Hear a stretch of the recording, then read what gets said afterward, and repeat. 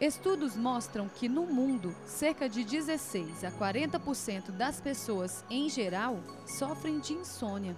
Em São Paulo, este número sobe para 45%.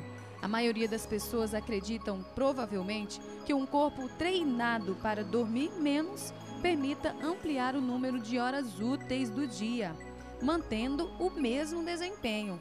Mas será que isso funciona? Eu durmo 6 horas por noite e para mim não é o suficiente. Eu durmo 8 horas por noite, mas eu tomo remédio e não é suficiente. Eu durmo 5 horas por noite, não é suficiente, eu gostaria de dormir mais. Eu durmo cerca de 4 a 5 horas por dia, mas se eu pudesse eu dormiria mais também. Especialistas nesta área dizem que uma boa noite de sono podem afastar desconfortos diários, como o cansaço, o mau humor, o baixo rendimento, a falta de concentração e até problemas conjugais.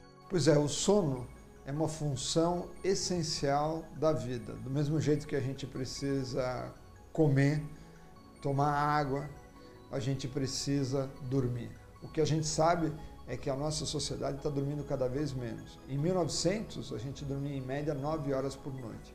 Hoje a gente já está, em média, um pouco menos do que 7 horas por noite. Quando nós estamos dormindo, a gente tem não só um relaxamento da musculatura, mas a gente tem várias fases do sono.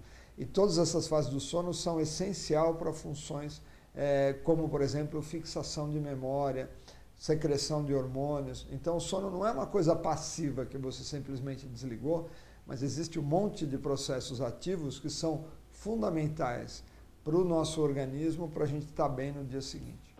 Em um estudo realizado pela Universidade de Chicago, nos Estados Unidos, 11 pessoas com idades entre 18 e 27 anos foram impedidas de dormir mais de 4 horas durante 6 dias.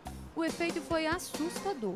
No final do período, o funcionamento do organismo delas era comparado ao de uma pessoa de 60 anos de idade e os níveis de insulina eram semelhantes aos dos portadores de diabetes. Existem alguns estudos que mostram que as pessoas que dormem menos do que 5 horas, ao longo da vida, eles correm maior risco de ter pressão alta, de desenvolver problema cardíaco, até infarto agudo do miocárdio. Um estudo feito na cidade de São Paulo, com polissonografia, que é o exame padrão para fazer o diagnóstico quando uma pessoa passa uma noite no laboratório, em mais de 1.000 pessoas da cidade de São Paulo, 33% da população de São Paulo tem apneia do sono. Quer dizer, eles param de respirar, eles não só roncam, mas eles param de respirar, e é um problema de saúde pública, porque a gente sabe hoje que isso piora não só a qualidade do sono, mesmo que a pessoa não perceba, ela aumenta o risco da pessoa ter sonolência diurna, de ter cansaço, de ter problema de memória. E o que é mais curioso é que a maior parte da população segue sem diagnóstico e sem suspeita diagnóstica, porque a pessoa não percebe que está roncando. E é por isso que a apneia do sono é tão comum.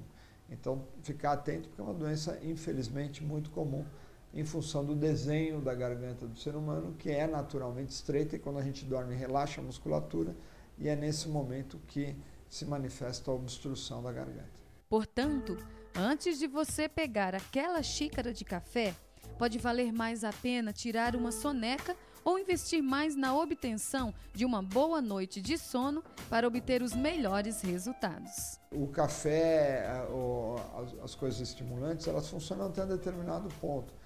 Todas as outras medidas, elas que diminuem a quantidade do sono, a curto prazo pode funcionar, mas a médio e longo prazo você pode ter que pagar um preço alto na sua saúde ao longo da vida, e provavelmente isso não vale a pena.